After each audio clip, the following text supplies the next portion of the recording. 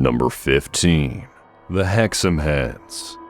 The mystery of the Hexam Heads is one of the strangest and most debated paranormal cases in modern British history. The story began in 1971, when two small stone heads were discovered in the garden of a suburban house in Hexam, Northumberland. The heads, resembling grotesque faces, were unearthed by two young boys, Colin and Leslie Robson, who were digging in their backyard. These crude carvings, approximately the size of a tennis ball, would soon set off a chain of bizarre events that puzzled experts, frightened locals, and spurred countless theories about their origin and possible supernatural properties. Upon their discovery, the heads were initially dismissed as curious but harmless objects. However, things took a sinister turn when the Robson family began experiencing strange phenomena shortly after the heads were brought into their home. The family reported poltergeist-like activity, with objects moving on their own, and an eerie, palpable presence in their home. On one occasion, a window in the house shattered for no apparent reason. Even more chilling were the strange, unidentifiable sounds heard late at night, accompanied by a feeling of being watched. The heads themselves seemed to be at the center of these disturbances, as the activity only started after they were unearthed. The case took an even darker twist when neighbors and others reported sightings of a strange, wolf-like creature near the Robson residence. One of the most significant accounts came from a woman named Ellen Dodd, who claimed to have seen a large, animalistic figure resembling a werewolf or cryptid inside her home. According to her, the creature appeared soon after she had handled one of the Hexam heads. Described as having glowing eyes and an overwhelming presence, the creature reportedly caused terror before vanishing as mysteriously as it appeared. The incident fueled speculation that the heads might be cursed or possessed by some ancient malevolent force. The supernatural occurrences surrounding the Hexam heads attracted the attention of various researchers, one of whom was Dr. Anne Ross, an expert in Celtic artifacts and prehistory. Dr. Ross, who became involved in the investigation, took one of the heads into her own home for study. Soon after, she too began experiencing strange phenomena, including seeing a spectral figure similar to the werewolf-like creature reported by the Dodds. The encounter left her shaken, and she too became convinced that the heads possessed some form of paranormal energy or curse. The bizarre nature of the Hexam heads prompted further investigation into their origin. Early theories suggested that the heads might be ancient Celtic artifacts, possibly linked to pagan rituals or spiritual practices. Given their crude design and the fact that stone carvings were often associated with early Celtic and pre-Celtic cultures in the area, some believed that the heads were relics used in ancient rites, perhaps connected to sacrifices or ancestor worship. Dr. Ross, with her background in archaeology, initially leaned towards this explanation, believing the heads could be pre-Roman in origin. However, not everyone was convinced of the heads' ancient origins. One theory posited that the heads were of more recent creation and may have been crafted by someone with a personal connection to the land where they were found. In the early 1980s, a man named Des Craigie came forward, claiming that he had made the heads as a child in the 1950s. According to Craigie, the heads were nothing more than crude models he had sculpted while living in the house where the Robsons later found them. This revelation appeared to solve the mystery, at least in part, by explaining the heads' physical origin as man-made creations from the mid-20th century. Yet Craigie's claims did not fully explain the strange events that followed their discovery. Even if the heads were modern, the eerie activity and sightings of the wolf-like creature persisted, raising questions about whether the heads had somehow become vessels for something supernatural. Some paranormal investigators speculated that the heads could have absorbed psychic energy from the environment or from those who handled them, turning them into cursed objects over time. Others turned to cryptozoological theories, suggesting that the creature seen by the Dodds and Dr. Ross was not a ghost or a hallucination, but a cryptid, a flesh and blood animal, possibly linked to local folklore. The British Isles have a long history of sightings of strange creatures, including werewolf-like beings known as black dogs or phantom hounds. Some hypothesized that the creature associated with the Hexam heads was an example of such a cryptid, perhaps drawn to the heads by some unknown force or resonance. Another possibility raised by skeptics is that the strange occurrences were the result of mass hysteria or suggestion. Once the Robsons and their neighbors began to believe that the heads were cursed, their imaginations might have filled in the gaps, interpreting ordinary events as paranormal. The power of belief in the supernatural can often trigger heightened awareness of the unusual, making people more susceptible to seeing or hearing things that aren't there. As the years passed, the heads were subjected to further testing and analysis. However, no definitive conclusions were reached about their origins or the supernatural events surrounding them. While Craiggie's confession seemed to offer a logical explanation for the physical heads, it did little to explain the sightings and experiences of those who came into contact with them. To this day, the Hexam heads remain an enduring mystery, with no conclusive answers about their nature, origin, or the strange phenomena that followed their discovery. Number 14. The Skeleton Lake of Rupkund. The Skeleton Lake of Rupkund is one of the most chilling mysteries the Himalayas have to offer. Standing at an altitude of over 1,600 feet in the Indian state of Uttarakhand, Rupkund Lake remains frozen for most of the year. But when the snow melts, something startling is revealed. Hundreds of human skeletons lying at the bottom of the lake and scattered around its shores.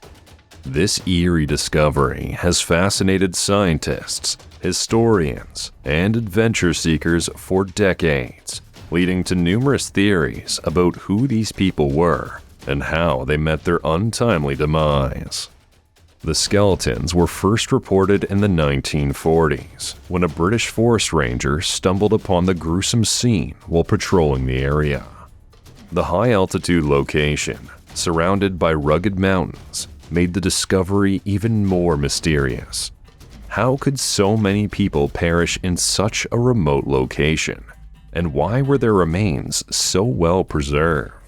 The initial estimate suggested that the remains dated back to the 9th century, leading to speculation that they could be the remnants of an ancient army or a group of pilgrims who met a tragic end. For years, local folklore and religious beliefs added to the intrigue. One popular legend among the villagers tells of the wrath of the powerful Himalayan goddess Nandi Devi. According to this story, a king and his entourage were on a pilgrimage to honor the goddess, but they disrespected her by dancing and singing in her sacred region. In response, Nandi Devi unleashed her fury in the form of a hailstorm, killing everyone. The story, while deeply rooted in local traditions, aligned with some early scientific theories that suggested a sudden and catastrophic event was responsible for the mass death at Rupkund Lake. In 2004, a team of Indian and European scientists set out to investigate the mystery using modern technology. The results were astounding. Carbon dating placed the remains at around 850 AD, giving credence to the ancient folklore. Moreover, the skulls showed signs of trauma, specifically blunt force injuries on the top of the skulls, which were consistent with being hit by large, round objects.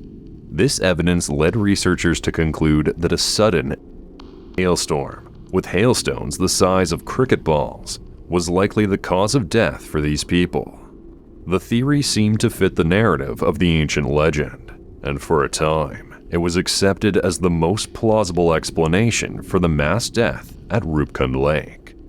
However, the mystery deepened in 2019 when a new study challenged the previous conclusions. A team of geneticists and archaeologists from various institutions conducted extensive DNA analysis on the skeletons. The results, published in Nature, were shocking.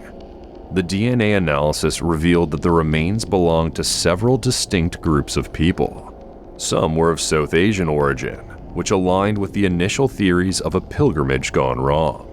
But others had genetic markers that suggested Mediterranean ancestry, likely from the Eastern Mediterranean region.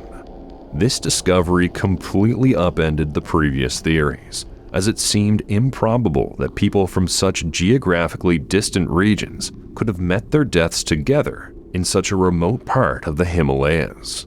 Moreover, the study found that the skeletons were not all from the same time period. While some did date back to around 850 AD, others were much more recent, from as late as the 19th century. This new information raised more questions than it answered. Why were people from the Mediterranean in the Himalayas? What brought them to Rupkund Lake? And how did individuals separated by centuries come to share the same fate in the same location? Theories about the lake have evolved as more information has come to light. Some researchers now believe that Rupkund Lake was a stop on an ancient pilgrimage route, and that multiple groups of people from different regions and time periods could have perished there under similar circumstances. However, the presence of Mediterranean DNA remains a puzzle, with some suggesting that it could be evidence of ancient trade routes or migration paths that are not yet fully understood. Others have speculated that the Mediterranean group could have been part of a colonial-era expedition, or even mercenaries traveling through the region. One of the more outlandish theories is that Rupkund Lake is the site of some kind of ancient ritual or sacrifice. The remote location, combined with a large number of human remains, has led some to suggest that the lake was a place of ritualistic death, where people were either sacrificed or voluntarily offered themselves to the gods. While there is no concrete evidence to support this idea, it remains a real possibility in the absence of definitive answers. Despite the scientific advancements in understanding the remains at Rupkund Lake, the mystery of the skeleton lake is far from solved. The combination of local legends, genetic anomalies, and the extreme environment has turned this high-altitude lake into one of the world's most perplexing archaeological sites. Number 13. The Tunguska Butterfly Effect. The Tunguska event, which took place on June 30th, 1908, in the remote Siberian wilderness near the Podkamennaya Tunguska River, remains one of the most perplexing and debated events in modern history. At approximately 7:17 a.m. local time, a massive explosion flattened an estimated 80 million trees over an area of more than 2,000 square kilometers. Eyewitnesses reported seeing a bright fireball streak across the sky, followed by an intense shockwave that knocked people off their feet and shattered windows hundreds of miles away. While there were no confirmed human casualties, the event left behind a barren wasteland that continues to intrigue scientists and conspiracy theorists alike. This event not only generated immediate shock and speculation, but also inspired one of the most compelling scientific questions of the 20th century. What exactly caused the Tunguska explosion, and what would have happened if the blast occurred over a densely populated area?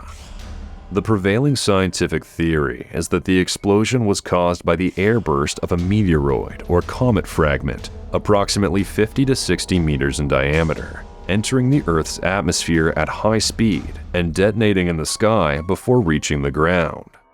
This hypothesis, first proposed by Russian scientist Leonid Kulik in the early 1920s, explains the pattern of tree destruction radiating outward from a central point and the lack of an impact crater.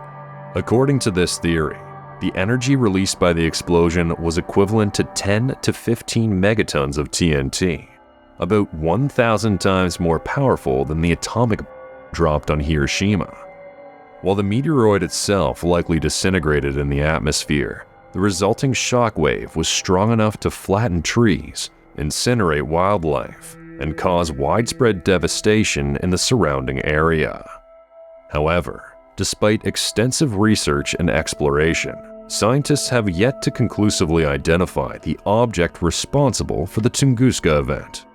No fragments of the meteoroid have ever been found, and some scientists argue that the explosion's characteristics, particularly the lack of an impact crater and the relatively shallow angle of descent, suggest that the object might have been a comet, composed primarily of ice and gas, which would have vaporized completely upon entering the atmosphere.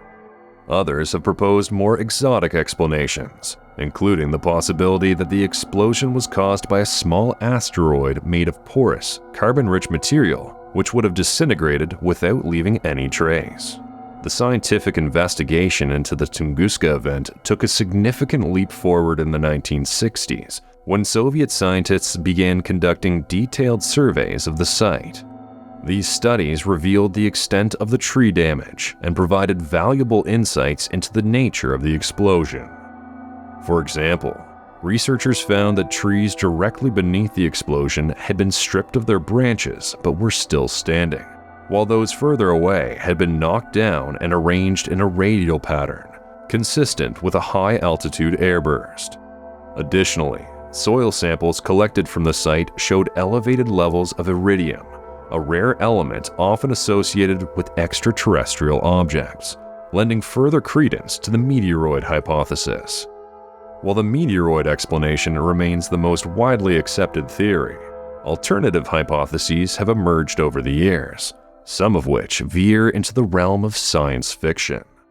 One of the most intriguing of these is the butterfly effect hypothesis, which posits that the Tunguska event was not a random cosmic accident, but the result of a much larger, interconnected chain of events.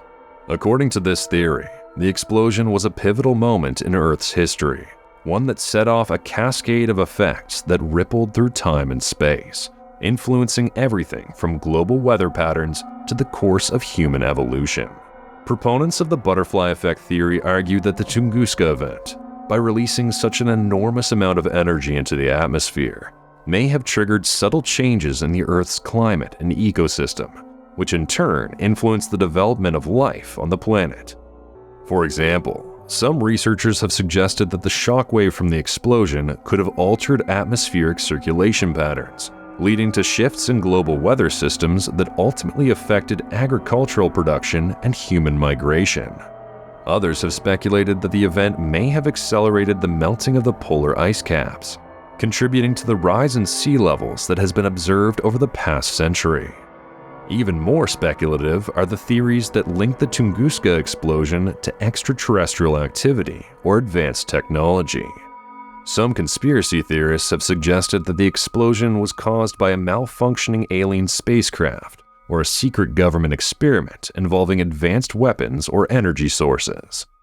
These theories, while entertaining, lack any credible evidence and are generally dismissed by the broader scientific community. In recent years, the Tunguska event has been revisited in light of new discoveries about near-Earth objects and the potential threats they pose to the planet. The Chelyabinsk meteor, which exploded over Russia in 2013 with the force of 500 kilotons of TNT, provided a stark reminder of the destructive power of even relatively small space rocks. The Chelyabinsk event, which injured more than 1,000 people and caused widespread damage, was the largest meteor explosion since Tunguska, and it highlighted the importance of monitoring NEOs to prevent a similar disaster in the future. Despite the ongoing scientific investigation, the Tunguska event remains one of the greatest unsolved mysteries of modern times.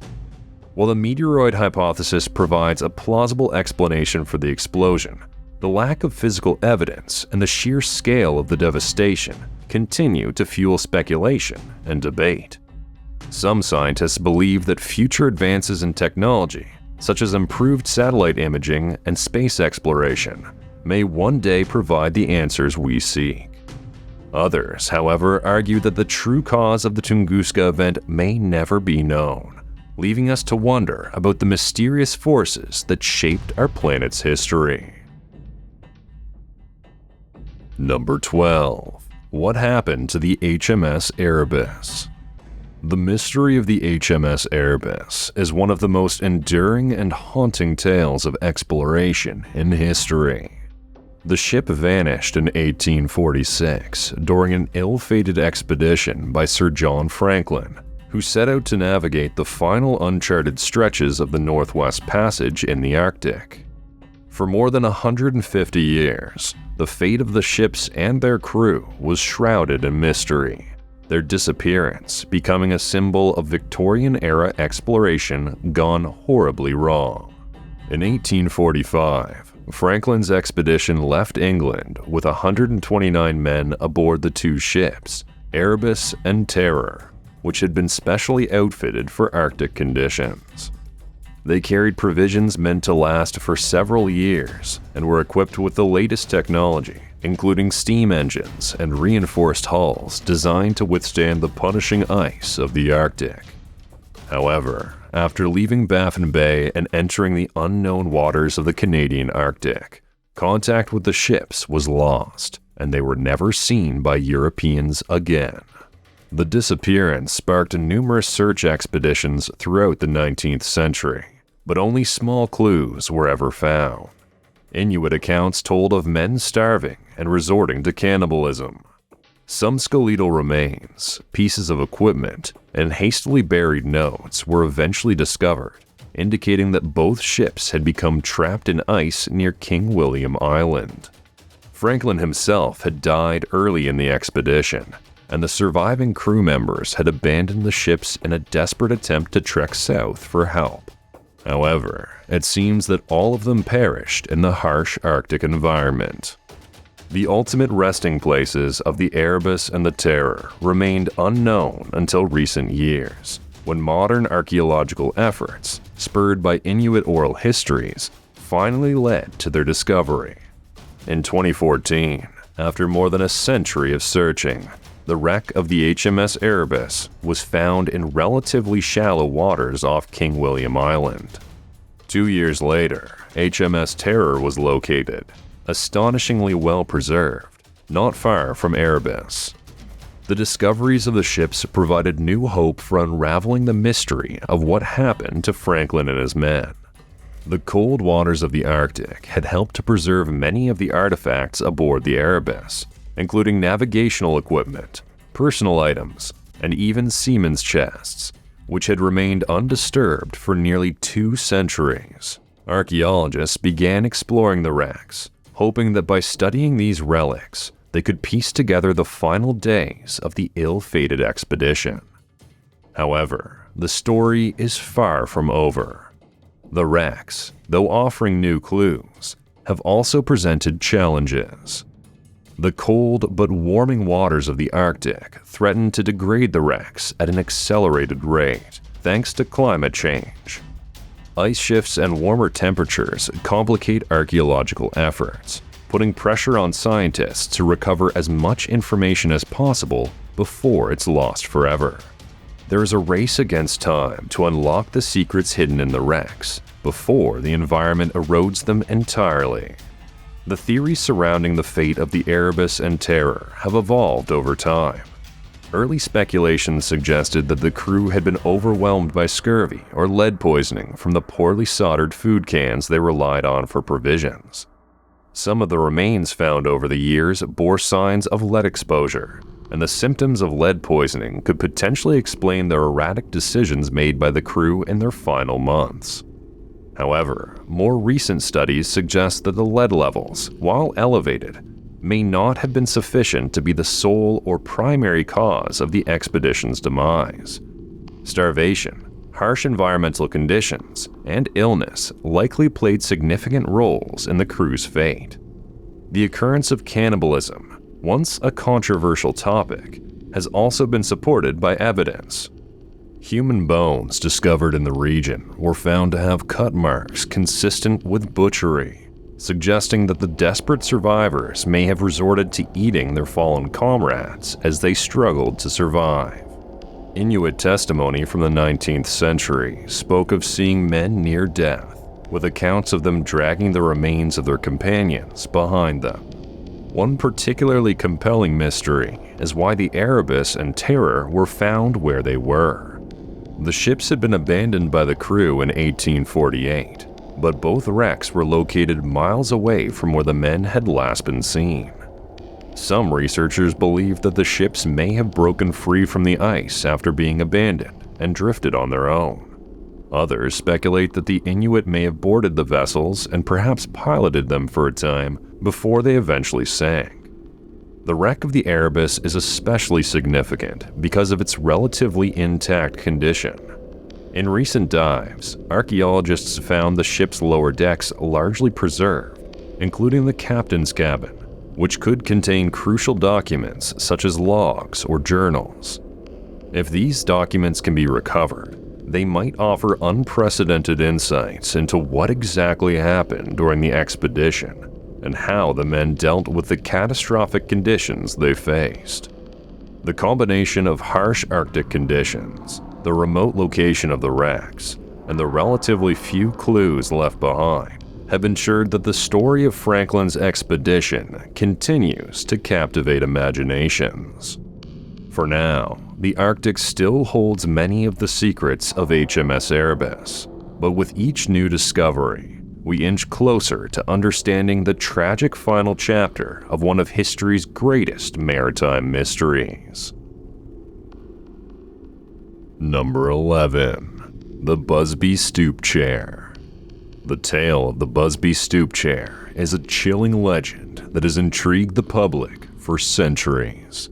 Located in the small Yorkshire village of Kirby Wisk, this ordinary-looking wooden chair is said to carry with it a deadly curse. The chair's history is filled with dark twists and has helped to cement the chair's place in English folklore. The story begins with Thomas Busby, a man known for his volatile temper and criminal tendencies. In the late 17th century, Busby was a small-time thief and coin forger who lived in a modest home near the village's crossroads. His wife, Elizabeth, was the daughter of a man named Daniel Audie, Busby's partner in crime. The two men worked together in their criminal ventures, but were known to quarrel often. Their most famous dispute, however, involved not money or theft, but a simple chair. Busby had a favorite chair in his home, which he guarded jealously. According to the legend, one evening, Audie sat in the chair during an argument with Busby, and this seemingly insignificant act ignited Busby's fury. The disagreement continued to escalate, and in a fit of rage, Busby murdered Audie. It is said that Busby bludgeoned his father-in-law to death and then hid the body. For this crime, Busby was arrested, tried, and eventually sentenced to death. He was hanged at the crossroads near his home, known to this day as Busby Stoop. Before his execution in 1702, Busby is said to have cursed the chair, vowing that anyone who sat in it would die an untimely and death. As he was led to the gallows, he allegedly also cursed the inn where the chair stood, declaring that the chair would forever carry his wrath. Following Busby's death, the legend of the cursed chair began to take shape, with the locals believing that simply sitting in the chair would bring swift misfortune and even death. For years, the Busby Stoop chair remained in the Busby Stoop Inn, a local pub near the site of Busby's execution. Over time, stories of mysterious and tragic deaths linked to the chair began to circulate. Patrons who dared to sit in the chair reportedly met with strange accidents, sudden illnesses, or fatal incidents not long after. In one account from the Second World War, a group of airmen from a nearby base visited the inn and dared each other to sit in the infamous chair. Legend has it that those who sat in it never returned from their next mission, each falling victim to deadly accidents. This pattern continued over the years, with delivery men, builders, and other pub patrons meeting similar fates after sitting in the chair. The pub owner eventually became so thoroughly convinced of the chair's curse that they banished it to the basement, hoping to prevent further tragedy. However, even as it lay hidden, the chair continued to evoke fear and curiosity. It became a challenge for the bravest or most foolhardy individuals to defy the curse by sitting in it, only for many of them to face dire consequences soon after. By the 1970s, the growing number of deaths seemingly linked to the chair prompted the owners of the Busby Stoop Inn to take more drastic measures. They donated the chair to the Thirsk Museum in northern Yorkshire, where it was placed on display. However, mindful of the curse's power, museum curators took the precaution of hanging the chair high on the wall, ensuring that no one could sit in it again. The curse of the Busby Stoop chair has inspired a variety of theories, ranging from the supernatural to the psychological and even to the purely coincidental. These theories attempt to explain why so many individuals who dared sit in the chair met with untimely and often deaths. The most widely accepted theory among believers is that the curse is real, a malevolent force tied directly to the vengeful spirit of Thomas Busby himself. According to this theory, Busby's final curse served to embed his dark and angry energy into the object. Some suggest that the curse acts as a form of spiritual vengeance, targeting anyone who dares sit in the chair, much like how Busby reacted when his father-in-law, Daniel Audie, dared to sit in it during their fateful argument. This theory fits neatly into the traditional understanding of curses, where the will of a dying person, especially one filled with rage, can transcend death and attach itself to objects or places. The victims of the chair, according to this theory, are paying the price for disturbing the seat of a condemned murderer.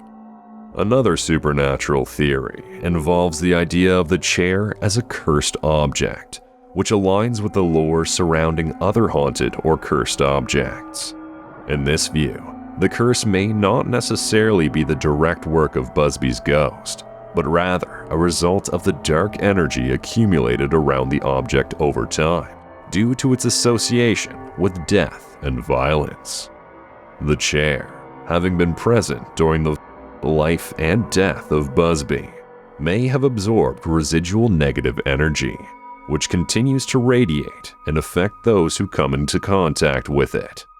This energy, some theorize, could influence the fate of those who come into contact with it, causing accidents or ill fortune.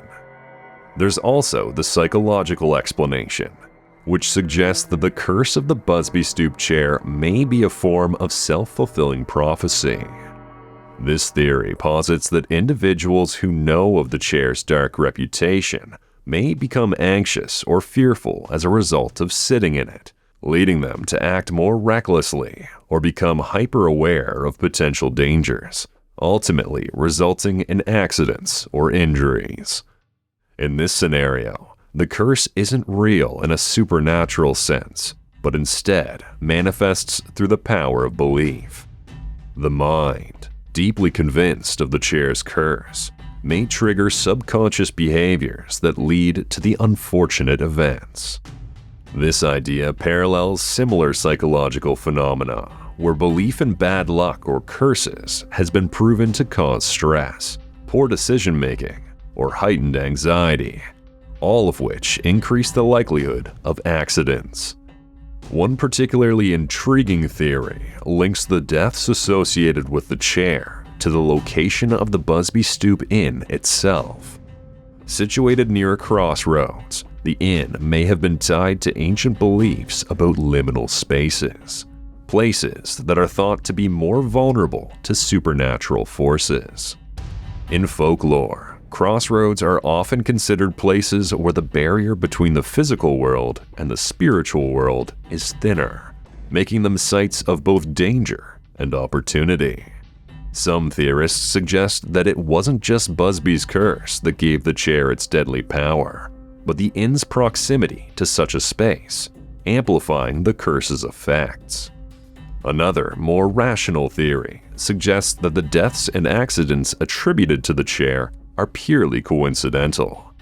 Over the centuries, dozens of people have likely sat in the Busby Stoop chair, yet only a handful of deaths or misfortunes have been recorded. Critics argue that the chair's reputation as cursed has amplified these few instances, creating a kind of self-selective memory. People may remember and exaggerate the instances where something went wrong after sitting in the chair, while forgetting the many instances where nothing happened at all. In this sense, the curse becomes a matter of folklore, amplified by time and storytelling, rather than a true malevolent force.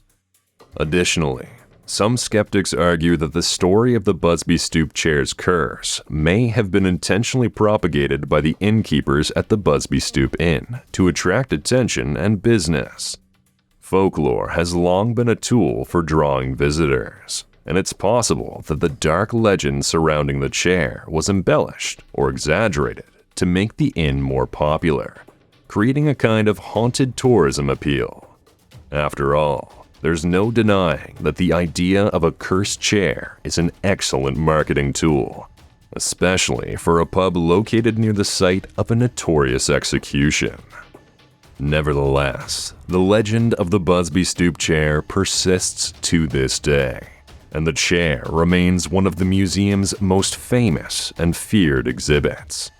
Today, visitors to the museum are warned not to attempt to sit in the chair, though its elevated position makes such a feat impossible. Number 10. The Phantom Time Hypothesis. The Phantom Time Hypothesis, first introduced by German historian Herbert Illig in the 1990s, argues that a portion of the early Middle Ages, specifically the years between AD 614 and 911, never actually occurred. According to this hypothesis, the historical events we believe to have taken place during this period were either fabricated or severely misrepresented. Illig's central claim is that the early medieval period, including the reign of the Holy Roman Emperor Charlemagne, was invented by the Catholic Church in collaboration with Emperor Otto III and Pope Sylvester II. The supposed goal of this historical deception was to legitimize Otto's reign by placing him in the year 1000 AD, a significant milestone at the time, as it was viewed as a momentous and symbolic year in Christian theology. By fabricating 297 years of history, Otto could claim the throne during this auspicious time, and the power of the Holy Roman Empire would be reinforced. Illig argues that records from this period are suspiciously sparse, and that archaeological evidence supporting it is insufficient or misleading. The phantom time hypothesis hinges on the idea that various calendar adjustments made throughout history, particularly the formal transition from the Julian calendar to the Gregorian calendar, were manipulated to account for this missing time. Illig asserts that the introduction of the Gregorian calendar in 1582 by Pope Gregory XIII was not just a correction to align the calendar with astronomical reality, but also a cover-up to mask the non-existent centuries. Under this theory, the timeline of Western civilization as we know it is significantly skewed, with historical figures like Charlemagne relegated to the realm of myth. One of the most significant aspects of the phantom time hypothesis is Illig's argument about the architectural and cultural stagnation of the early medieval period. He points out that the advancement of art, architecture, and technology appears to have slowed considerably during this time, leading to the period sometimes being known as the Dark Ages. This perceived lack of progress is one of Illig's key reasons for doubting the authenticity of the years between AD 614 and 911. He claims that the relatively scant archaeological remains from the period, along with a lack of documentation, suggests that much of what we think of as early medieval history is a fabrication created by medieval chroniclers. While Illig's hypothesis was initially met with intrigue, it has been widely rejected by mainstream historians and scholars. There's an overwhelming amount of evidence that refutes the theory, from astronomical records to well-documented historical events in other parts of the world that align with the timeline Illig seeks to erase. For example, events in the Byzantine Empire, Islamic conquests, and Chinese dynasties offer a continuous and coherent timeline that spans the so-called phantom years. One of the strongest counter-arguments comes from astronomical observations recorded throughout history. Astronomers in the early Middle Ages recorded events like solar eclipses and the movement of celestial bodies, which modern astronomers have been able to corroborate. These records align perfectly with the conventional historical timeline, making it implausible that centuries of history could have been fabricated without affecting these astronomical phenomena. Nevertheless, the phantom time hypothesis has managed to maintain a following, largely because it taps into a fundamental distrust of historical narratives and institutions. The idea that history could be manipulated to serve political or religious agendas resonates with those who question the accuracy of official accounts. It also dovetails with other historical conspiracy theories, such as the notion that ancient civilizations were far more advanced than modern historians acknowledge.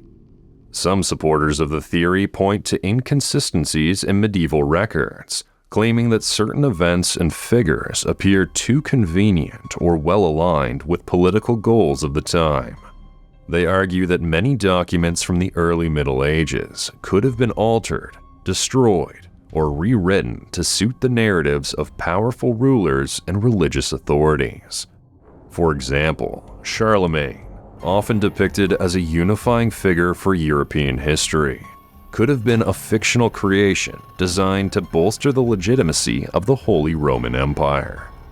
Another element of the phantom time hypothesis that has fueled speculation is the perceived architectural gap between Roman and medieval Europe. Illig and others argue that there is a puzzling disparity in the development of architectural styles and techniques. The grandeur and sophistication of Roman engineering, such as aqueducts and amphitheaters, seem to have taken centuries to reappear in medieval structures. This gap is seen by some as evidence that history was tampered with, or that centuries of cultural development were falsely attributed to the early Middle Ages. Despite these claims, the overwhelming consensus among historians and archaeologists is that the phantom time hypothesis is deeply flawed. Skeptics point out that the theory relies heavily on selectively chosen evidence and ignores the broader context of global history. The idea that a significant portion of history could be fabricated without leaving any trace in the records of other civilizations is viewed as highly improbable. Number 9. The mysterious death of Charles Bravo. The mysterious death of Charles Bravo is one of the most perplexing and unsolved cases in British legal history, often referred to as the Balham Mystery. Bravo, a young lawyer, died in 1876 under extremely suspicious circumstances, and despite numerous investigations, no one was ever charged with his death. The mystery has captivated generations, with multiple theories emerging about what truly happened on the fateful night of his demise. Bravo's end was not only sudden, but also as he succumbed to an agonizing death after ingesting a lethal dose of poison. The key question that remains unanswered is whether it was murder or a tragic accident. Charles Bravo was a rising barrister, married to Florence Bravo, a wealthy woman with a complicated past. Florence had been previously married to an older man named Alexander Ricardo, with whom she had a rocky relationship. After his death, she found herself in a relationship with Dr. James Gully, a much older physician, which caused something of a scandal, given that Gully was still married at the time. Florence eventually married Bravo, but their union was far from idyllic. Charles was known to be controlling, particularly with Florence's finances, leading to tension in their marriage. On the night of April 18, 1876, Charles Bravo was found gravely ill at their home, the Priory, in Balham, South London. He was suffering from severe vomiting, which doctors quickly realized was caused by poisoning. After 3 agonizing days, Bravo died. His last words were reportedly, "I have taken poison," but he never revealed how or why this had happened. An autopsy revealed that he had ingested a large amount of antimony, a toxic substance used in small doses for medicinal purposes at the time, but fatal in large quantities. Theories surrounding Bravo's death began to emerge immediately, with 3 prime suspects taking center stage: Florence Bravo, Dr. James Gully, and the housekeeper, Mrs. Cox. Florence Bravo came under suspicion due to her unhappy marriage and her previous affair with Dr. Gully. Some speculated that she may have wanted to escape the controlling nature of her husband, while others thought she could have poisoned him in a fit of rage. However, there was no concrete evidence linking her to the poison, and she consistently denied any involvement. Dr. Gully, who had remained in contact with Florence even after her marriage to Bravo, was another figure of interest. Some believed he had a motive to remove Charles Bravo from the picture and rekindle his relationship with Florence. His expertise as a doctor also made it plausible that he would have access to the poison used. However, like Florence, Gully's connection to the crime was based more on speculation than evidence. Mrs. Cox, the housekeeper, was also considered a suspect. She had been deeply loyal to Florence, and it was thought that she may have poisoned Bravo to protect her employer from her controlling and domineering husband. Furthermore, Mrs. Cox was the one who was closest to Bravo during his final hours, raising suspicion. There was some speculation that she might have had access to the poison or knew how to administer it. Still, no definitive proof ever emerged linking her to the crime, and she maintained her innocence. Adding to the intrigue was the fact that Charles Bravo himself was known to have used small doses of antimony as a tonic for his health. This raised the possibility that Bravo might have accidentally overdosed on the poison. However, the lethal amount of antimony found in his system was far greater than what would have been used medicinally, leading investigators to believe that this could not have been an accident. Briefly considered as well, but this theory was largely dismissed because Bravo was a young man with a promising career ahead of him. Moreover, he had shown no signs of distress or tendencies in the days leading up to his death, making it highly unlikely that he would have intentionally taken his own life. The inquest into Bravo's death became a national spectacle, with the press sensationalizing every detail. The public was fascinated by the case, particularly the notion that such a brutal and mysterious crime could take place in such a well-appointed upper-class household. The coroner's inquest lasted several weeks, and in the end, the jury returned an open verdict, meaning that they could not determine whether Bravo's death was the result of murder or accident. This inconclusive finding only added to the mystery and cemented the case as one of Britain's great unsolved crimes. That is, if it was a crime. A second inquest was held, during which Bravo's case was confirmed to be murder. However, no accused was ever charged. One of the most compelling aspects of the Charles Bravo case is the question of motive. If Florence Bravo or Dr. Gully were involved, why would they risk their reputations and lives to poison Bravo? Was it an act of desperation by Florence to escape her unhappy marriage? Or was it Gully's jealousy that drove him to commit murder? Alternatively, was Mrs. Cox acting out of misguided loyalty to protect her employer? The lack of clear evidence leaves all these theories in the realm of speculation. In recent years, some modern investigators have theorized that Bravo's death may have been accidental after all, perhaps caused by the mistaken consumption of the antimony. However, this theory still leaves many unanswered questions, particularly why Bravo would ingest such a high dose of the substance. Today, the mysterious death of Charles Bravo remains one of the most famous cold cases in British history. Despite numerous books, documentaries, and investigations, the true cause of Bravo's death remains a mystery. Whether it was murder, an accident, the true cause of Charles Bravo's death remains up for debate. Number 8. The disappearance of Barbara Newhall Follett. Born in 1914, Barbara Newhall Follett was no ordinary child. By the time she was 12, she had written her first novel, The House Without Windows, a beautifully written, imaginative work that was published in 1927 to rave reviews. The novel showcased a natural talent far beyond her years and established her as one of the most promising young authors of her generation.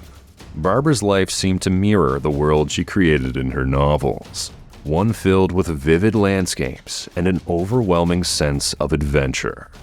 Her second novel, The Voyage of the Normandy, was published the following year when she was just 14.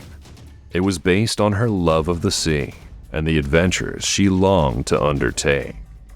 Follett's early success, however, was marred by personal challenges. Her father, Wilson Follett, a well-known editor and critic, left her mother, Helen, for another woman. This event deeply affected Barbara, leading her to experience depression and feelings of abandonment. The loss of her father's guidance and support was a pivotal moment in her life, leaving her emotionally adrift. After her father left, Barbara's writing career faltered, and her mother was unable to maintain the family's standard of living on her own. Despite these challenges, Barbara's adventurous spirit remained strong. She continued to travel, and in 1933, she married Nickerson Rogers, a fellow outdoors enthusiast. The couple traveled extensively and led a seemingly happy life. But beneath the surface, cracks were forming in their relationship. By 1939, things had deteriorated. According to reports, Barbara's marriage to Rogers was troubled, and she was unhappy with her domestic life. On December 7, 1939, following an argument with Rogers, Barbara walked out of their apartment in Brookline, Massachusetts, never to be seen again. The circumstances of her disappearance remain unclear. Rogers did not report her missing until 2 weeks after she vanished, raising suspicions about his involvement. His delayed response led many to wonder whether he had more knowledge of her fate than he let on. Barbara was 25 years old at the time of her disappearance, and she left behind no clues, no letters, no belongings, no signs of where she may have gone. Despite her youth, she had already lived an intense life full of adventure, heartbreak, and creativity, and her sudden vanishing seemed to be the final, mysterious chapter of her life story. Theories about Barbara's disappearance abound, but no definitive answers have ever been found. Some speculate that she simply left her life behind and started anew, much like a character in one of her novels. Others believe that foul play may have been involved, with suspicion cast on her husband, Nickerson Rogers. Despite being a person of interest in her disappearance, no charges were ever filed, and Rogers maintained that Barbara had simply walked away, never to return. Adding to the intrigue is the fact that Barbara had written about disappearance in her works. In The House Without Windows, the protagonist longs to escape the constraints of society and disappears into the wilderness, never to be found again. This reoccurring theme in her work has led some to believe that Barbara may have staged her own disappearance as a way to escape her personal struggles. Her love for nature and the open road could have driven her to abandon her life and seek solace in the unknown. There's also the possibility that Barbara may have met with an accident or harm in the wilderness. She had a history of taking long hikes and was comfortable in remote areas, but the fact that no trace of her has ever been found makes this theory difficult to prove. Some believe that she may have succumbed to depression and chosen to end her life, though there is no solid evidence to support this theory. For decades, Barbara's family and friends hoped for her return, but as the years passed, the likelihood of finding her alive grew slimmer. Her mother, Helen, spent the rest of her life searching for answers and never gave up hope that her daughter might be out there somewhere. Helen wrote letters to authorities and newspapers, trying to keep Barbara's story alive, but her efforts yielded no new leads. The case of Barbara Newhall Follett remains an unsolved mystery, and her disappearance has inspired numerous theories over the years. Some suggest that her literary works offer clues to her fate, while others believe that the pressures of her life and career led her to retreat from the world entirely. Whatever the truth may be, Barbara's vanishing adds yet another layer to an already fascinating life story. Number 7. The Great Amherst Mystery. The Great Amherst Mystery is one of the most famous and puzzling tales of paranormal activity from the 19th century. It centers around Esther Cox, a young woman living in Amherst, Nova Scotia, who became the epicenter of a bizarre and terrifying poltergeist haunting. The story gained widespread attention due to the strange and occurrences that plagued her home, turning what might have been dismissed as mere superstition into a case that was documented and investigated by many. It has since remained a source of fascination, spawning numerous theories and debates about what truly happened. The strange events began in August 1878. Esther Cox, who was living with her sister Olive and Olive's husband Daniel Teed in their family home, had just survived a traumatic event. A man she had been seeing, Bob McNeil, had threatened her with a gun and attempted. Although she managed to escape, the experience left Esther deeply shaken. It was soon after this incident that the disturbances began. Strange noises, such as knocking and banging, were heard throughout the house. Furniture moved on its own, and objects would mysteriously disappear or fly through the air. Initially, the family tried to explain away these occurrences, attributing them to natural causes or pranks. But the incidents grew more intense and harder to ignore. Esther's body was frequently covered with strange welts and scratches that seemed to appear out of nowhere. At night, she would scream in terror as her bedclothes were ripped off, and heavy furniture in her room would move without any apparent cause. Local doctor Dr. Carrot, who was called in to examine Esther, claimed to have witnessed some of these phenomena firsthand, including seeing objects move and hearing the mysterious knocking sounds. He was baffled by what he observed as there seemed to be no logical explanation. News of the haunting spread, and the Teed home soon became a focal point for curious visitors and paranormal investigators alike. Among them was Walter Hubble, an actor and aspiring author, who stayed with the family for 6 weeks to document the events. Hubble's accounts of what he witnessed were later published in his book, The Great Amherst Mystery, where he described the seemingly supernatural occurrences in vivid detail. According to Hubble, during his time at the house, Esther was the victim of several physical attacks, including being pricked with pins and having boiling water thrown at her by unseen forces. The poltergeist activity seemed to center specifically around Esther, and it followed wherever she went. Esther eventually left the Teed household in an attempt to escape the phenomena, staying with friends and relatives, but the hauntings persisted. In one instance, a barn where she was staying mysteriously caught fire, leading some to believe that Esther herself might be the cause of the disturbances. The events followed her until the mysterious forces seemed to gradually dissipate. After several years, the poltergeist activity came to an end, and Esther was finally able to live a relatively normal life, though she never fully recovered from the trauma of those years. Over time, many theories have emerged to explain what happened to Esther Cox.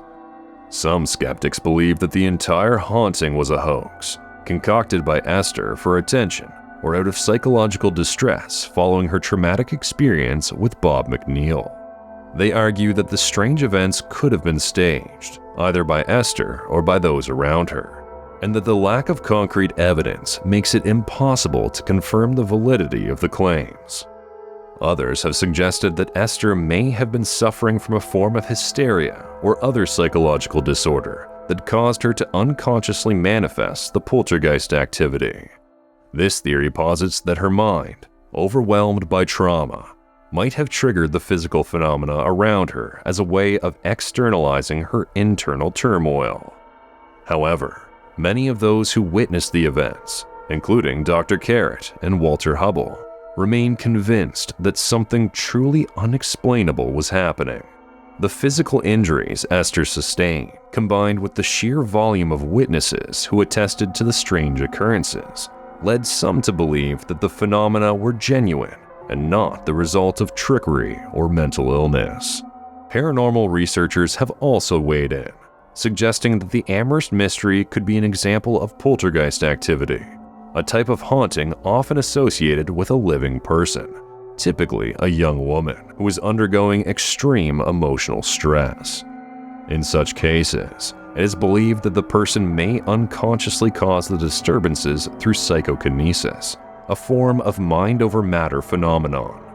This theory fits with the idea that Esther's trauma might have triggered the events, even if she was not consciously aware of it. Some have also speculated that the haunting could have been the result of a more malevolent force, such as a demonic entity or spirit.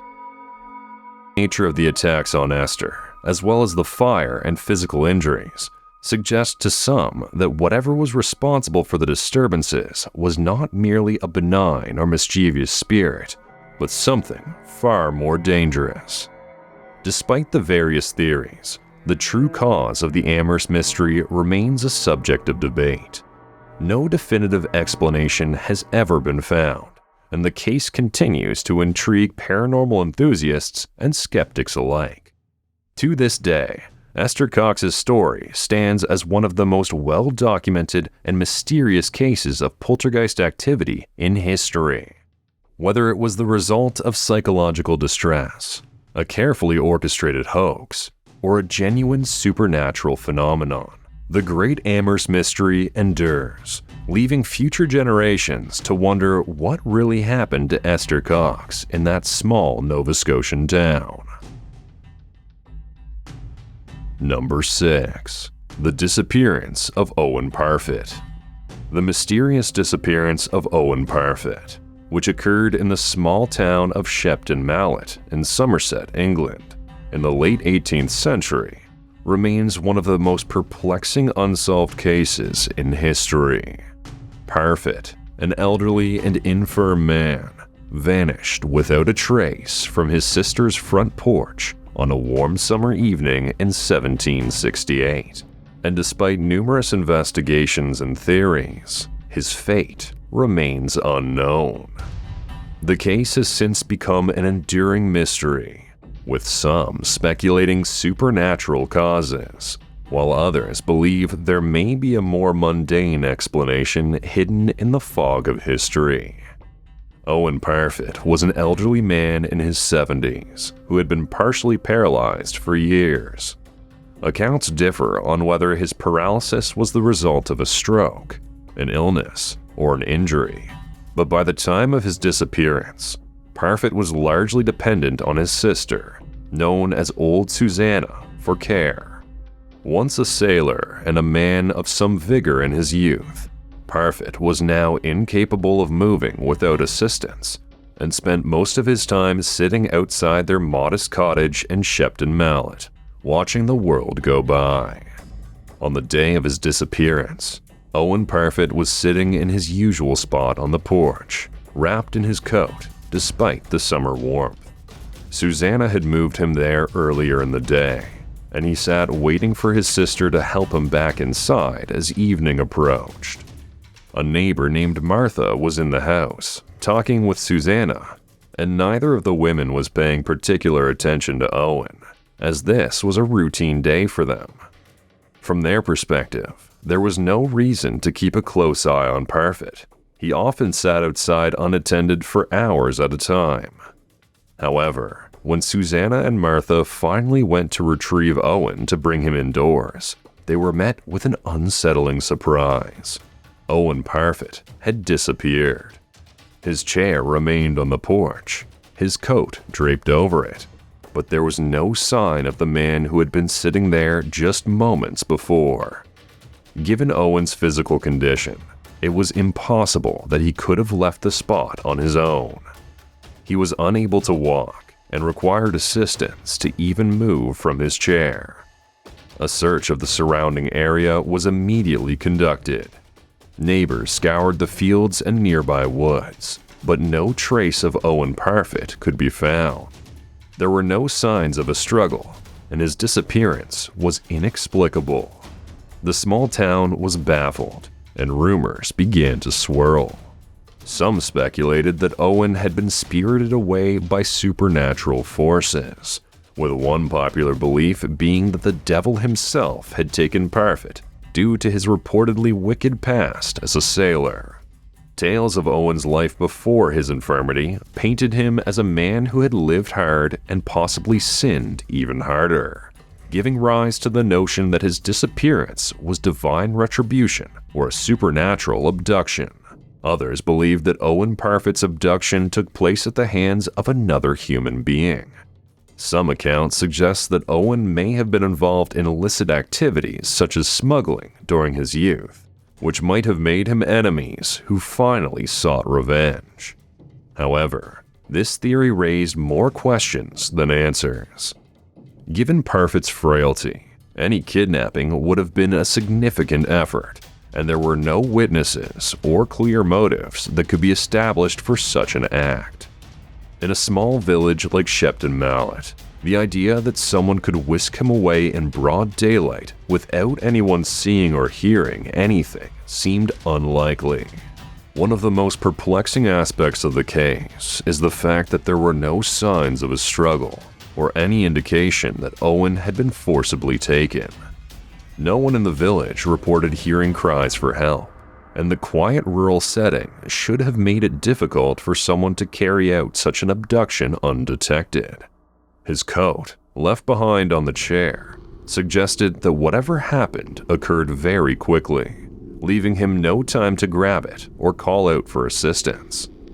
In the years following Owen Parfitt's disappearance, the case remained the subject of local gossip and intrigue. As time passed, the mystery deepened, with no new leads emerging. Despite various search efforts, Owen's body was never found, and there were no clues to explain how he had vanished from the porch without a trace. Over the centuries, the case has attracted the attention of historians, paranormal enthusiasts, and true crime aficionados. Many have proposed theories in an attempt to solve the riddle. One suggestion is that Owen was the victim of a spontaneous kidnapping by highwaymen or other criminals. However, this theory is hard to substantiate, given that no ransom demand was made and there was no indication that Owen was particularly wealthy or valuable to potential captors. Another theory suggests that Owen might have been a victim of foul play from someone within the village. Given his reputation as a man with a checkered past, some have speculated that a personal vendetta may have motivated someone to harm him. However, there were no notable enemies Owen had, nor conflicts he was engaged in, that would lend particular credence to this theory. It would also be difficult for a local perpetrator to complete this abduction undetected. There is also a more mundane explanation, that Owen Parfitt simply wandered off in a confused state. However, given his paralysis and his inability to walk, this theory seems the least likely of all. It's nearly impossible to imagine that Parfitt, who required assistance to transfer to and from his chair, could have left that chair and disappeared into the countryside without help.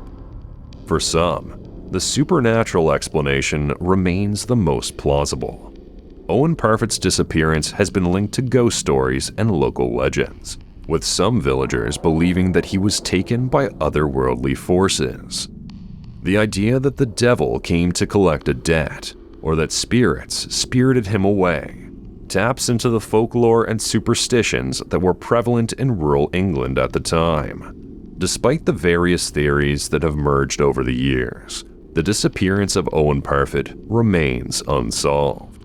No body was ever found, no confession ever made, and no clear evidence has come to light to explain what happened to the elderly man on that summer's evening in 1768.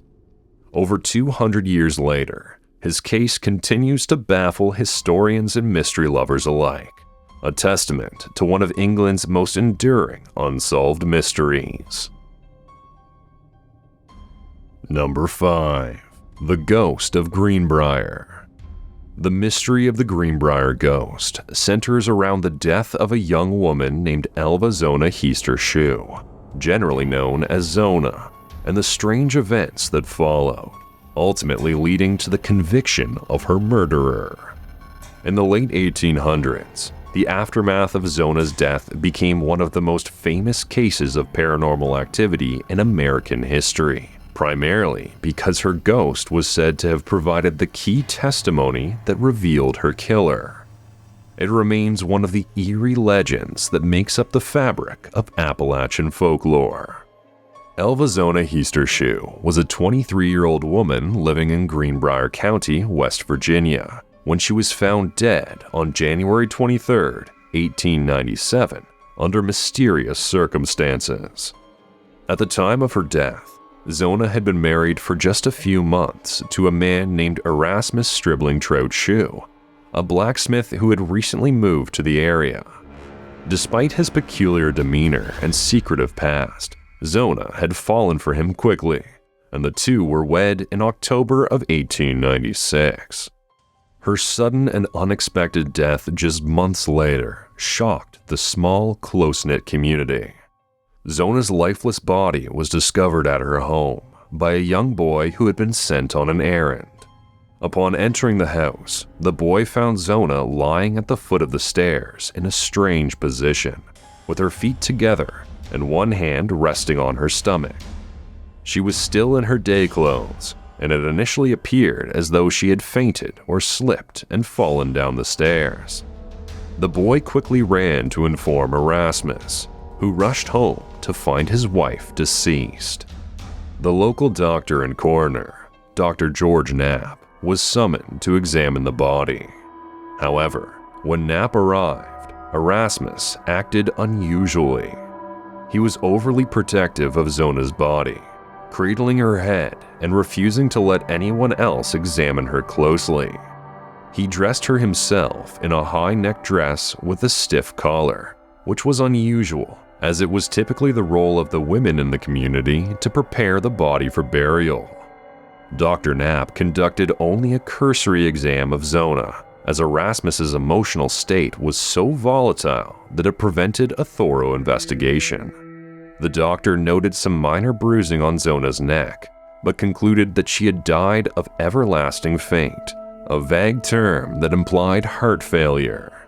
Zona's mother, Mary Jane Heaster, was immediately suspicious of her daughter's sudden death. She had never trusted Erasmus and believed there was something sinister behind the tragedy. For weeks after Zona's burial, Mary Jane prayed fervently for her daughter to return from the grave and reveal the truth about her death. According to local legend, her prayers were answered. Zona's spirit reportedly appeared to Mary Jane in a series of 4 nightly visits. During these visits, the ghost of Zona revealed that she had been murdered by Erasmus, who had strangled her in a fit of rage after she had not prepared meat for dinner. Zona's ghost allegedly showed her mother the very manner in which she had been strangled, twisting her head around to demonstrate how her neck had been broken. Convinced by these visions, Mary Jane went to the local prosecutor, John Preston, and demanded that her daughter's body be exhumed for a proper autopsy. Though initially skeptical, Preston eventually agreed to the exhumation, likely due to the ongoing gossip and speculation about Zona's death in the community. When Zona's body was exhumed, the autopsy revealed that her neck had indeed been broken. Her windpipe was crushed, and the ligaments around her neck were torn. There were also finger-shaped bruises on her throat, consistent with manual strangulation. With this new evidence, Erasmus Shue was arrested and charged with the murder of his wife. During the trial, Mary Jane testified about her visions of Zona's ghost and how the spirit had revealed the details of the crime. While the judge attempted to downplay the paranormal testimony, the jury could not ignore the physical evidence of strangulation, nor Erasmus's suspicious behavior. It also came to light during the trial that Erasmus had a dark past, including 2 previous marriages, one of which had also ended with his wife's death under mysterious circumstances. Erasmus was convicted of Zona's murder and sentenced to life in prison. However, he died in 1900 while serving his sentence, just 3 years after his conviction. The case became widely known as the Greenbrier Ghost, and it remains the only known case in U.S. history where testimony from a ghost was reportedly used to help convict a murderer. The story of the Greenbrier Ghost has captivated generations, and many theories have emerged to explain what happened. Skeptics argue that Mary Jane may have already suspected Erasmus of foul play and used the ghost story as a way to pressure authorities into investigating. They suggest that Mary Jane's dreams may have been influenced by the signs of violence on Zona's body, such as the bruising on her neck that had been visible during the initial examination. Others believe that the story is a remarkable example of justice prevailing through supernatural means. Those who support the paranormal explanation point to the fact that Mary Jane could not have known about the broken neck until the autopsy confirmed it. Evidence, they say, that her daughter's ghost truly did return to reveal the truth. Number 4. The mysterious death of Netta Fornario. Born Marie Emily Fornario, Netta, as she was more commonly known, was a member of the Hermetic Order of the Golden Dawn, a secret society steeped in occult and esoteric traditions. By 1929, she had become deeply engrossed in mysticism, paganism, and the supernatural. Born in Egypt to an English mother and an Italian father, and drawn to places of strong mystical energy, Fornario eventually found her way to the Isle of Iona, a small, isolated island in Scotland that has long been associated with spirituality and ancient mysteries. Netta's journey to Iona marked the beginning of a strange sequence of events that would culminate in her untimely death.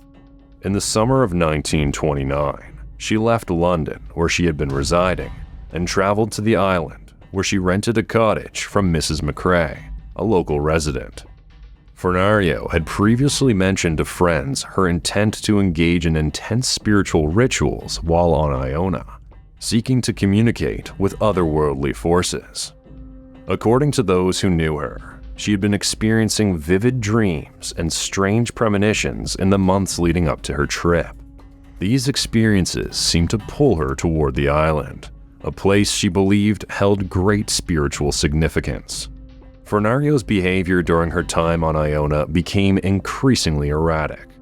Mrs. McCrae reported that Netta often isolated herself for long periods, engaging in meditative practices and sometimes remaining silent for days. Despite the idyllic and peaceful setting of the island, there seemed to be a growing sense of anxiety around Fornario's presence. Just before her death, she told Mrs. McCrae that she was preparing to undertake a major psychic battle. Her cryptic comments suggested that she believed she was under some form of psychic attack, and she had become convinced that someone or something was attempting to communicate with her from another realm. On the night of November 17, 1929, Fornario vanished from her cottage. She had left abruptly without leaving any note, and her belongings were left untouched. The following day, her body was discovered by locals in a remote part of the island, lying on a hillside near a small stone circle. She was found wearing a simple black cloak, her arms outstretched, a silver cross clutched in her hand. Her body showed no signs of violence or struggle, yet her feet were covered in mysterious cuts and scratches, which only deepened the mystery. The position in which she was found led some to believe that she had been in the midst of a ritual when she died.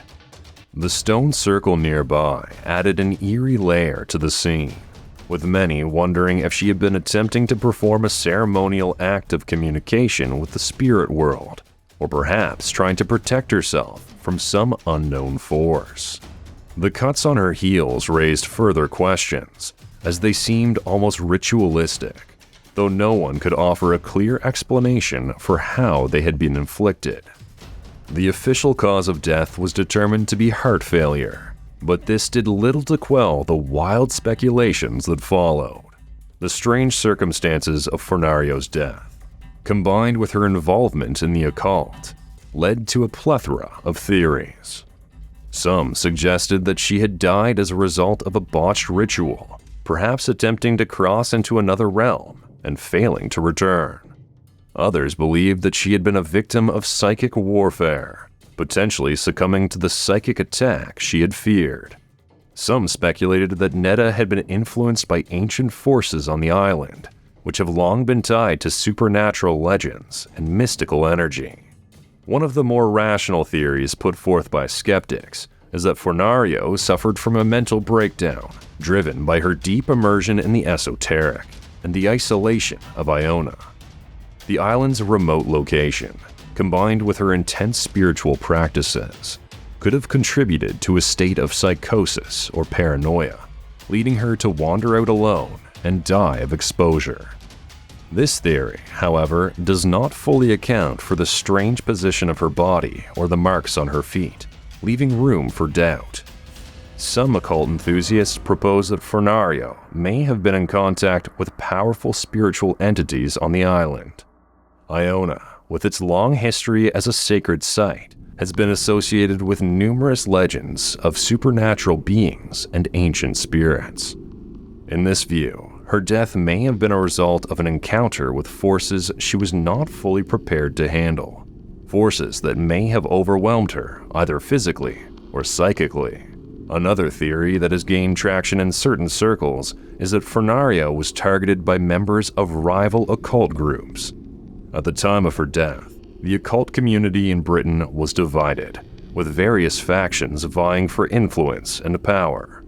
Some believed that Netta may have become entangled in a power struggle between these groups, resulting in her death. This theory posits that her death was not an accident, but a deliberate act by those who wished to silence her or prevent her from accessing certain knowledge. Despite these various theories, the exact circumstances surrounding Netta Furnario's death remain a mystery. The lack of concrete evidence, combined with the esoteric nature of her life, has allowed speculation to flourish. The case continues to capture the imagination of paranormal enthusiasts and historians alike, with each new generation offering fresh interpretations of what may have happened to her on that cold November night. The Isle of Iona itself has become an integral part of the story. The island's reputation as a place of spiritual energy and mystery has only been enhanced by Furnario's death. To this day, those who visit the island often speak of a certain presence or atmosphere, a lingering sense of the otherworldly that seems to permeate the landscape. Whether or not this has anything to do with Furnario's untimely demise is up for debate, but her story has certainly become part of the island's enduring lore. Number 3. The Murder of Georgette Bauerdorf. Born into privilege on May 6, 1924, Georgette Bauerdorf was the daughter of a wealthy oilman, George Bauerdorf, and was raised in an affluent and comfortable environment. Despite her family's wealth, Georgette was known for her down-to-earth personality and ambition. After attending prestigious schools, she moved to Los Angeles to work at the Hollywood Canteen, a popular social club where Hollywood actresses mingled with soldiers during World War II. At just 20 years old, she seemed to have her whole life ahead of her. On the evening of October 11, 1944, Georgette returned home to her luxurious West Hollywood apartment after spending time at the canteen. She was seen alive by neighbors and friends, with no suggestion of the horrific events that would soon follow. The next morning, on October 12th, her maid found her lifeless body face down in the bathtub. Georgette had been brutally murdered. Her apartment showed signs of struggle, and the cause of death was determined to be asphyxiation, likely from strangulation. An autopsy revealed that she had been, and a towel was found stuffed into her mouth, likely to muffle her cries. Several clues from the crime scene helped investigators begin to piece together a chaotic and terrifying final confrontation. Georgette's body was found partially submerged in the bathtub, with the water running, but the scene lacked any significant blood, suggesting she was strangled rather than shot. A nightlight had been tampered with, perhaps an attempt by the killer to conceal their presence. Strangely, her car was found abandoned about 12 miles away, leading investigators to believe that the murderer fled the scene in her vehicle. A drawer containing cash was left undisturbed, indicating that robbery was not the motive behind the crime. One of the most chilling aspects of the murder was the testimony of her neighbors, who reported hearing a woman's voice screaming, "Stop, stop, you're killing me," in the early hours of October 12th. Despite these desperate pleas for help, no one intervened. The exact timing of her death remains a point of contention, as some believe that Georgette had been attacked shortly after returning home, while others think the attack occurred later that night. In the aftermath of the murder, the investigation began in earnest, but the case proved to be baffling from the start. Law enforcement focused on several potential suspects, but no one was definitively connected to the crime. One theory posited that Georgette had been targeted by someone she knew, possibly a soldier she had met working at the Hollywood Canteen. Georgette had been known to give rides to soldiers as an act of kindness, and it's thought that someone might have taken advantage of this generosity. Another popular theory emerged when it was revealed that Georgette had been receiving disturbing phone calls in the days leading up to her death. Some speculate that her killer had been stalking her, watching her every move before finally making their fatal attack. Her father even offered a substantial reward for information leading to the arrest of her killer, But despite the financial incentive, no solid leads emerged. One of the more outlandish yet intriguing theories involved the idea that Georgette's murder could have been connected to other unsolved cases around the same time. Comparisons were drawn to the infamous Black Dahlia case, which occurred just a few years later. Both involved young women in Hollywood who met gruesome ends, and both cases remain unsolved. Some speculate that a serial killer may have been targeting women in the area, but no concrete evidence has linked the two crimes. For decades, Georgette's case was re-examined multiple times, but it has remained perpetually cold. Various names surfaced as possible suspects, but they either lacked definitive evidence or were quickly dismissed. Given her father's prominence, some wondered if her murder had political or financial motivations, though this too seemed far-fetched given the intimate nature of the crime. A strange detail that haunted investigators was Georgette's broken nightlight.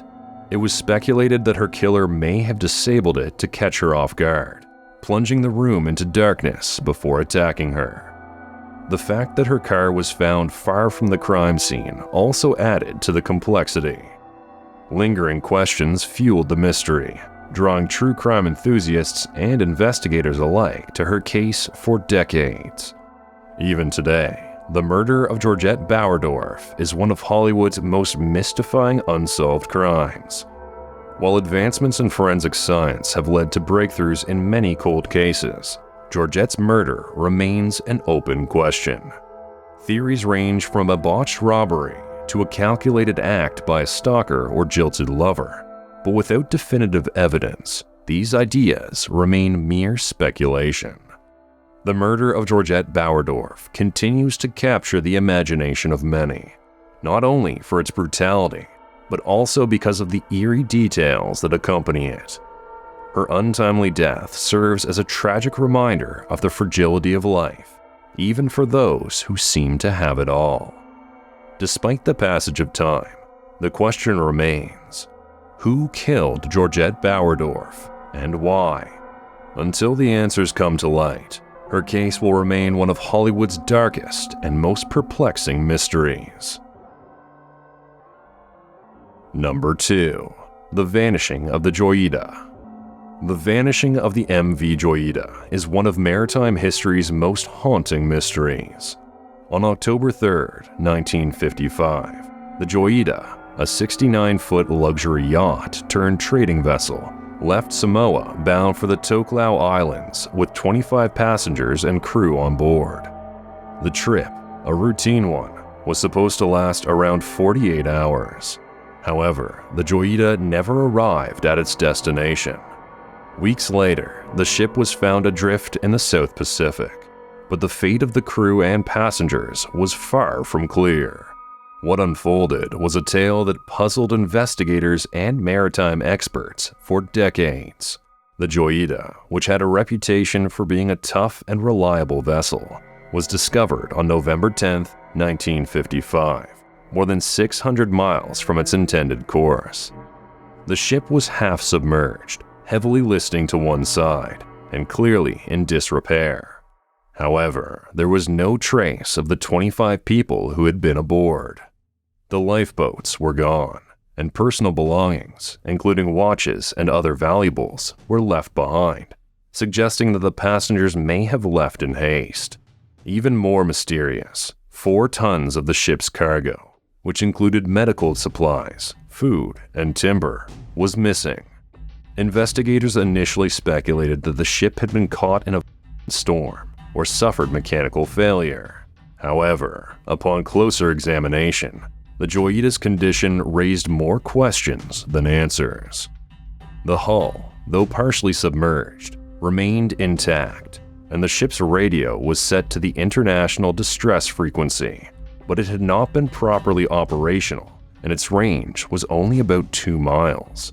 The water tanks were empty, but there was no sign of fire, collision, or any such life-threatening event that could have caused panic among the crew and passengers.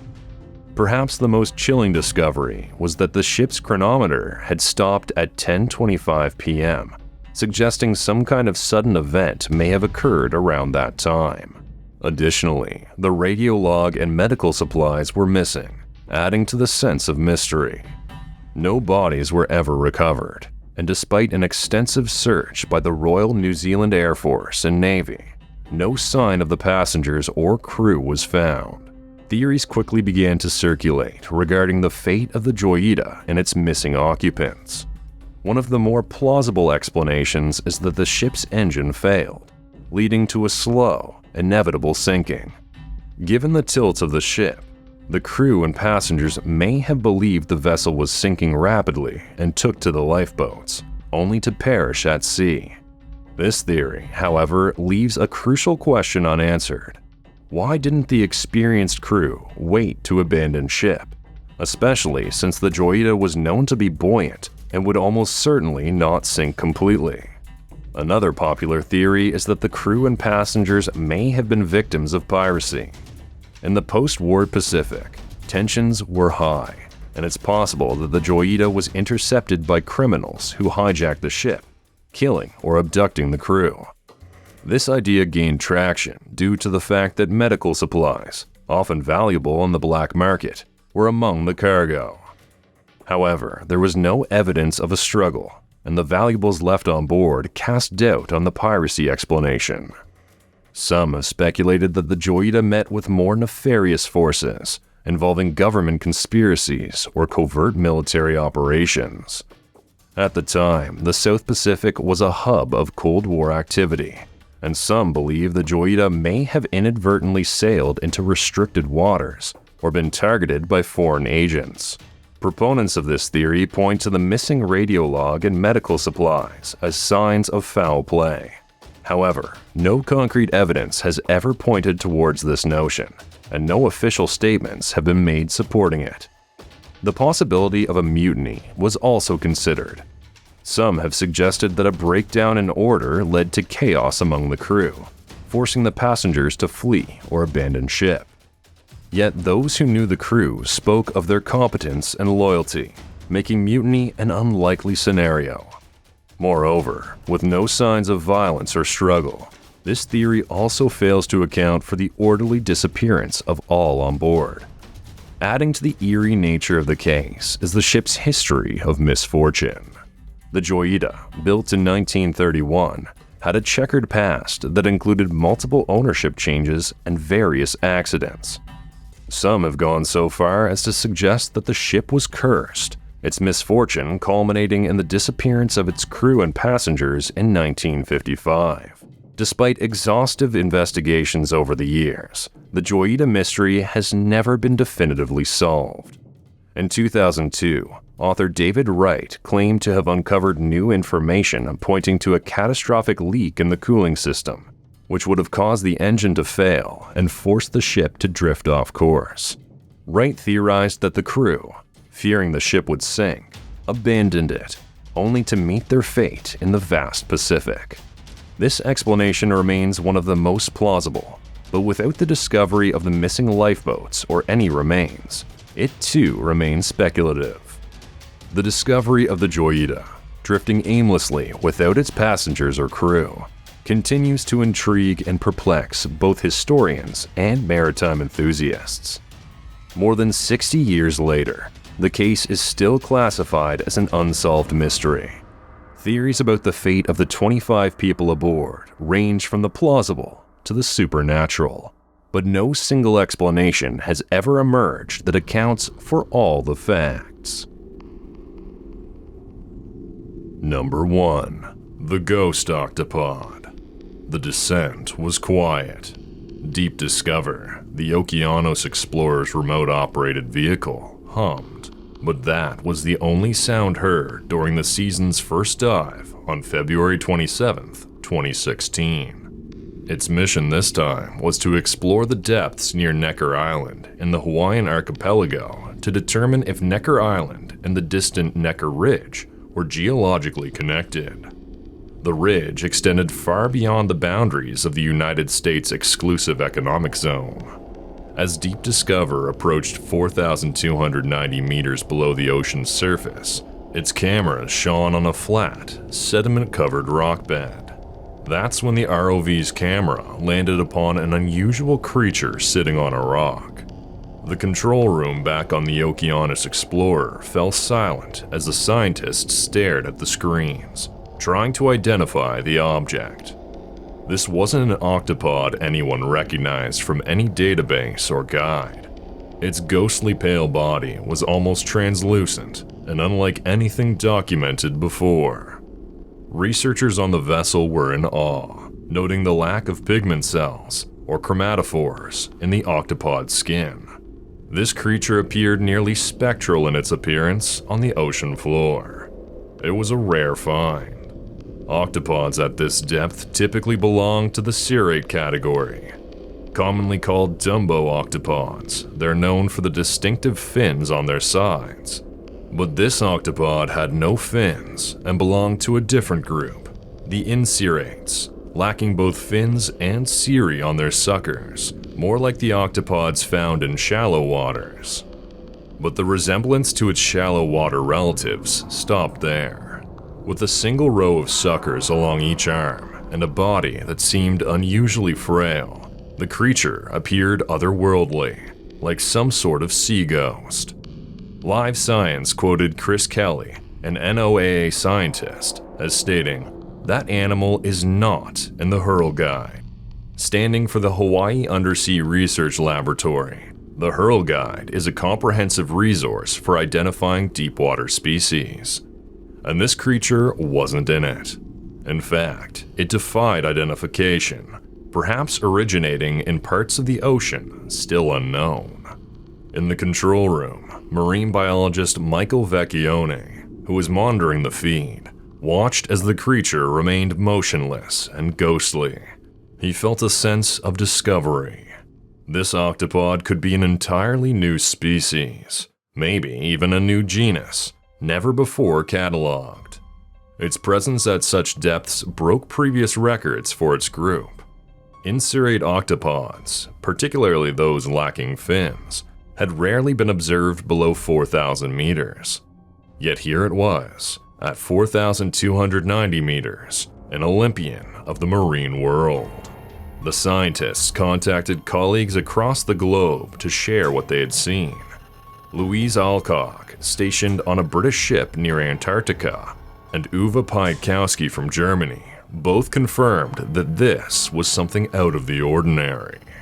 The prospect of cataloging a new species or genus was thrilling, but its discovery emphasized the somewhat unnerving truth that much of the deep ocean still remained undiscovered and uncharted. What was down there? What could be? Though the encounter didn't last long, the ghost octopod left a lasting impression. Eventually, Deep Discoverer was recovered, and the team began drafting notes to document this potential new species. As they replayed the footage, Vecchione noted that such species were a dime a dozen in the deep sea. There were surely more unnamed and unseen surprises to come, and although, to lay people, the idea of the unknown is often terrifying, to scientists, discovery is the major thrill of their work. That is, until they release the Kraken.